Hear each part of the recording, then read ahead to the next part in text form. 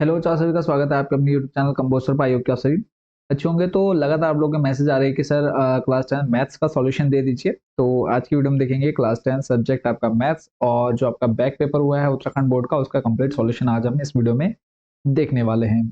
तो I hope कि आप सभी का जो पेपर है वो अच्छा गया होगा। तो आपके सामने है Uttarakhand board back improvement question paper 2024 और उसका सॉल्यूशन।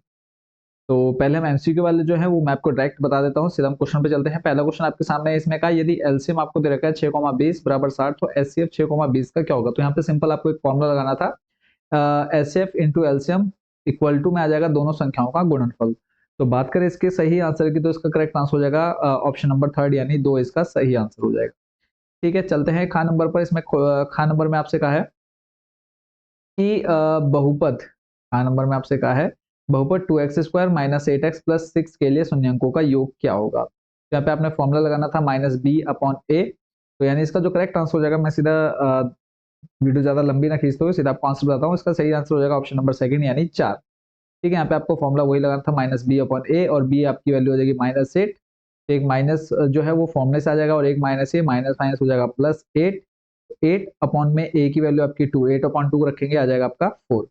नेक्स्ट आपका थर्ड नंबर है गा, समांतर श्रेणी आपको दे रखी है, प्रथम 10 पदों का योग क्या होगा। तो ए का मान 2, डी का मान हो जाएगा आपके पास 5। ठीक है, और 10 दो यानी एन का मान दे रखा है 10। तो आपने सिर्फ निकाल लेना है, यहाँ पे एस एन का फॉर्मूला लगाना है। तो इसमें जो सही आंसर आ जाएगा वो आ जाएगा 245 यानी सेकंड नंबर इसका करेक्ट आंसर हो जाएगा।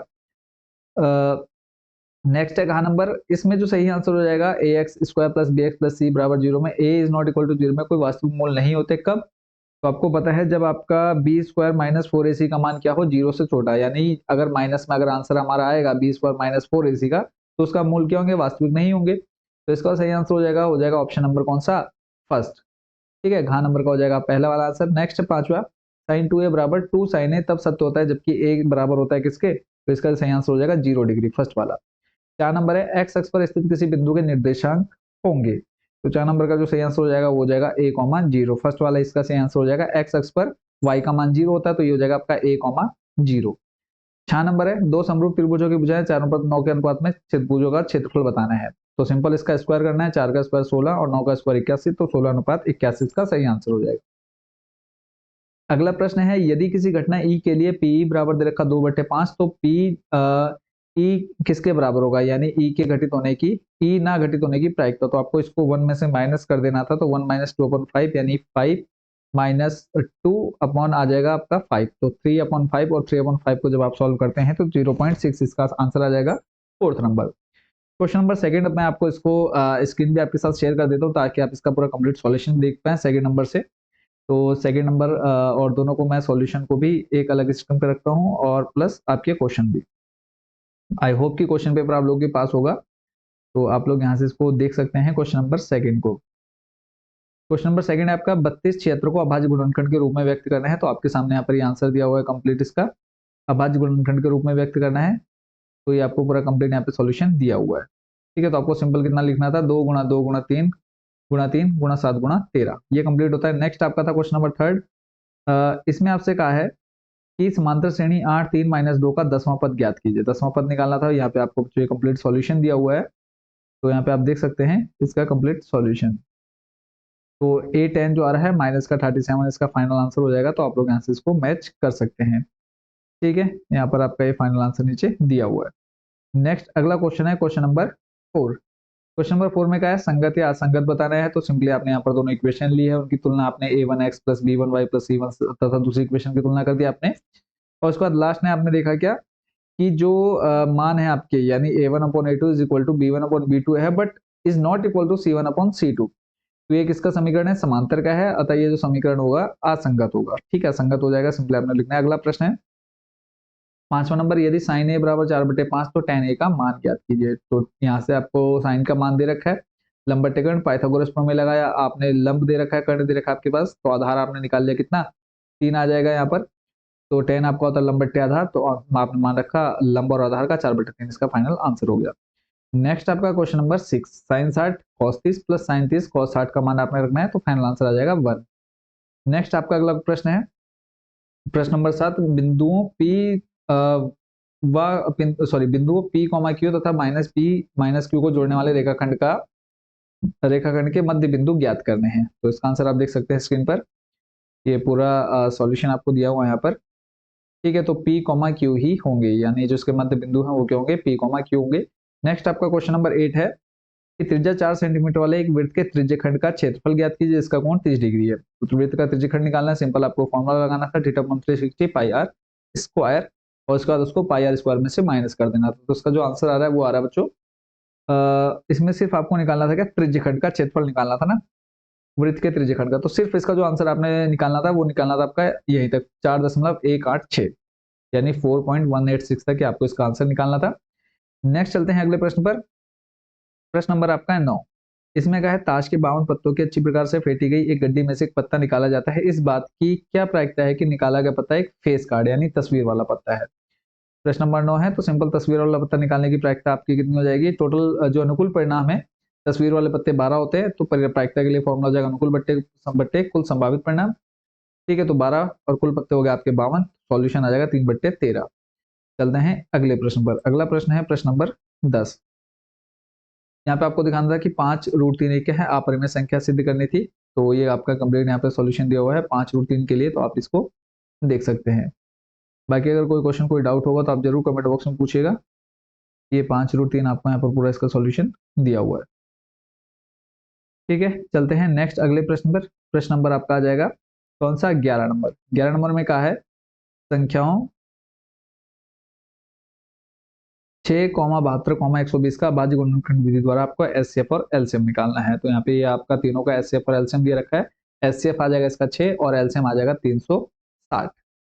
अगला प्रश्न है, प्रश्न नंबर है, एक द्विघात बहुपद ज्ञात कीजिए जिसके शून्यंकों का योग तथा गुणनफल क्रमशः -3 और 2 है। तो ये आपके सामने इसका सॉल्यूशन है, यानी द्विघात समीकरण जो आएगा वो आएगा x² + 3x + 2। जिसने बच्चों ये आंसर लिखा है उसको यहाँ पर पूरे नंबर मिल जाते हैं। चलते हैं नेक्स्ट क्वेश्चन पर। अगला प्रश्न है, और ये आपको हमारे टेलीग्राम चैनल पर इसका पूरा ये जो सॉल्यूशन मैं आपको दे रहा हूँ, ये पूरा सॉल्यूशन आपको हमारे टेलीग्राम चैनल पर भी मिल जाएगा। तो टेलीग्राम का लिंक हमने डिस्क्रिप्शन में दे रखा है, प्लस आपको हमारी वेबसाइट पर भी इसका सॉल्यूशन मिल जाएगा, उसका लिंक भी आपको हमारे डिस्क्रिप्शन में दिया हुआ है। अगला प्रश्न है 13 नंबर। इसमें कहा है नीचे दी गई आकृति में डीई समानांतर दे रखा है बीसी, एडी का मान दे रखा है, डीबी का मान दिया है, ईसी का मान दिया है, एसी का मान आपको ज्ञात करना था। बहुत ही सिंपल, और 6.2 का फर्स्ट क्वेश्चन है ये। तो सिंपली आपका कंप्लीट सॉल्यूशन है, 2.5 इसका फाइनल आंसर है। अगला प्रश्न है इसी के अथवा में जो दिया है, अथवा वाला छोड़ देते हैं। चलते हैं अगले प्रश्न पर, प्रश्न नंबर 14 पर। प्रश्न नंबर 14 में बच्चों का है कि 5 सेंटीमीटर त्रिज्या वाले एक वृत्त के बिंदु P पर स्पर्शरेखा PQ केंद्र O से जाने वाली एक रेखा से बिंदु Q पर इस प्रकार मिलती है कि OQ बराबर 12 सेंटीमीटर, PQ की लंबाई ज्ञात करनी है। ठीक है, क्वेश्चन नंबर आपका 14। तो ये आपके सामने आपको पूरा सॉल्यूशन है, 10.95 इसका आंसर हो जाएगा। ठीक है, या फिर रूट में 119 भी अगर आप छोड़ के आ रहे हैं तब भी आपको पूरे नंबर मिल जाते हैं। अगला प्रश्न है प्रश्न नंबर 15। यहाँ पर आपसे कहा है कि एक थैले में 3 लाल और 4 पीली गेंद हैं। इस थैले में से एक गेंद निकाली जाती है, इसकी क्या प्रायिकता है कि निकाली गई गेंद लाल हो और काली हो। तो लाल गेंद आपको कितनी दे रखी है यहाँ पर, 3, तो 3 बट्टे हो जाएगा इसका आंसर 7। ठीक है, 3/7। और दूसरा है काली के लिए, तो काली के लिए इसमें हो जाएगा, देखो काली गेंद इसमें है ही नहीं। ठीक है, तो काली गेंद काली गेंद कह रहा हूँ, पीली और हमारे पास लाल गेंद हैं, लाल और पीली गेंद। तो लाल गेंद होने की प्रायिकता हो जाएगी आपकी 3/7, और काली गेंद जबकि है ही नहीं इसमें, तो काली गेंद निकलेगी नहीं, तो काली की प्रायिकता क्या हो जाएगी 0/7 यानी 0। ठीक है, चलते हैं अगला प्रश्न, अगले क्वेश्चन पर, प्रश्न नंबर 16 पर। यहाँ पे क्या है, वायु में सल्फर डाइऑक्साइड की सांद्रता को ज्ञात करने के लिए एक नगर के 30 मोहल्ले से आंकड़े एकत्रित किए गए जिन्हें नीचे प्रस्तुत किया गया। अब इसका माध्य निकालना है आपको। ठीक है, ये आपको सारणी दे रखी है, इसका माध्य आपको निकालना है। तो इसका सॉल्यूशन मैं आपको पूरा दिखा देता हूँ डिटेल में, ताकि आप इसको अच्छे से कर पाए। ये आपको एक पूरी टेबल बनानी थी,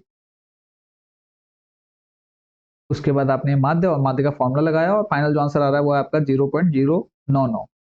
ठीक है, चलते हैं नेक्स्ट अगले प्रश्न पर। अगला प्रश्न है, इसमें कहा निम्नलिखित समीकरण युग्म को ग्राफीय विधि से हल कीजिए। समीकरण आपको दे रखे हैं 2x + y - 6, 4x - 2y - 4 = 0। तो इसको ग्राफीय विधि से हल करना है।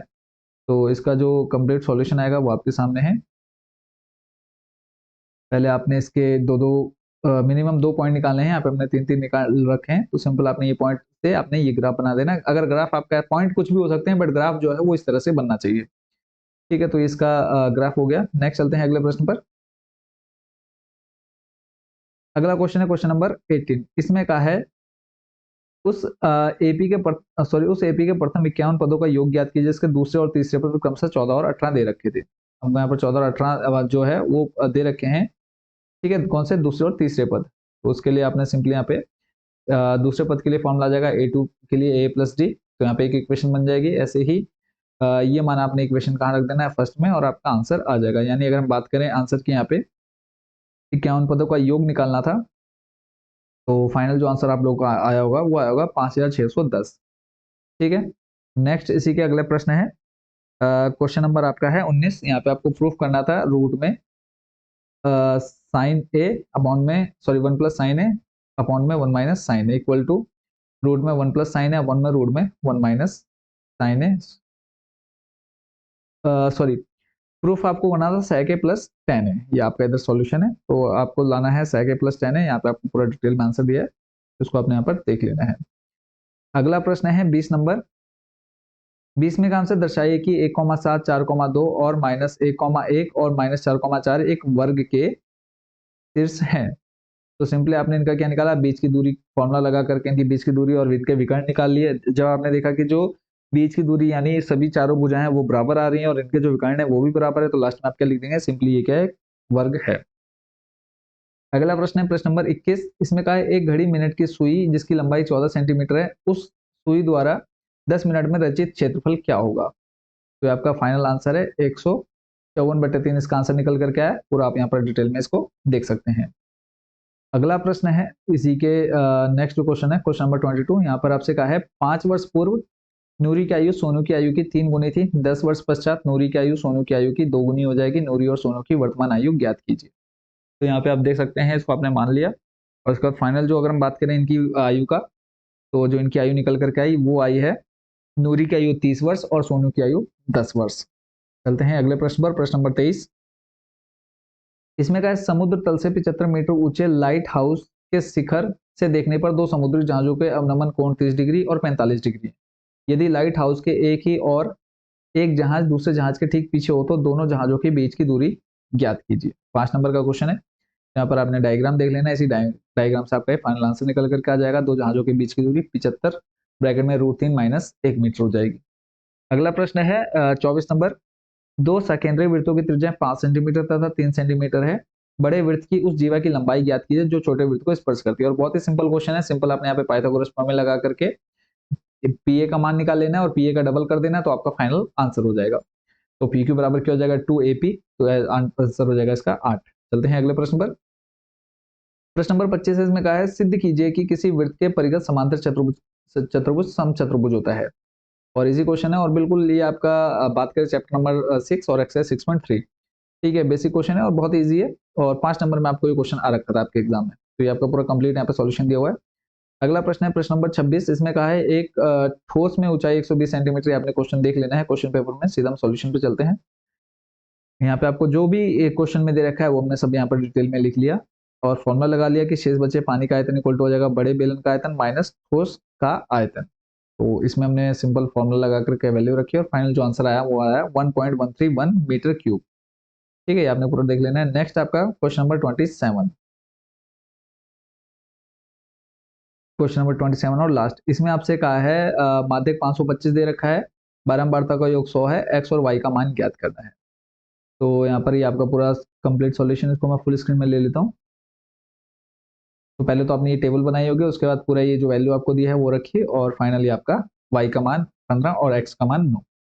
तो ये आपका कंप्लीट सॉल्यूशन आ गया है। ठीक है, तो आई होप कि आप लोग पूरा क्वेश्चन पेपर अच्छे से करके आए होंगे। बाकी कोई क्वेश्चन कोई डाउट आपके मन में रहेगा होगा तो आप लोग जरूर हमें कमेंट बॉक्स में पूछेगा। ठीक है, और पूरा सॉल्यूशन आपने अच्छे से देखा, और अगर कोई क्वेश्चन ऐसा है जिस पर आपका डाउट है कि सर ये क्वेश्चन गलत है या फिर सॉल्यूशन सही नहीं लग रहा है आपको, तो आप लोग जरूर कमेंट बॉक्स में बताइएगा। अगर कोई करेक्शन होना होगा वो हम कमेंट बॉक्स में आपको उसका एक लिंक अलग से प्रोवाइड करा देंगे, अगर कोई करेक्शन होना होगा। बाकी वैसे तो ये 100% एक्यूरेट आंसर है।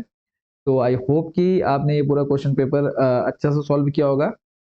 ठीक है, और सभी का जो रिजल्ट है वो अच्छा आएगा, और रिजल्ट जो है वो लगभग 8 से 10 दिन के अंदर अंदर आप लोग का अनाउंस हो जाएगा, तो ज़्यादा देर आपको इंतजार नहीं करना पड़ेगा।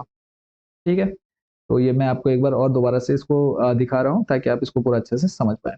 ये पूरा क्वेश्चन पेपर हमने देख लिया। आई होप कि रिजल्ट आप सभी का अच्छा है। बेस्ट विशेष है सभी को रिजल्ट के लिए। मिलते हैं नेक्स्ट वीडियो में। Thank you so much watching for this video.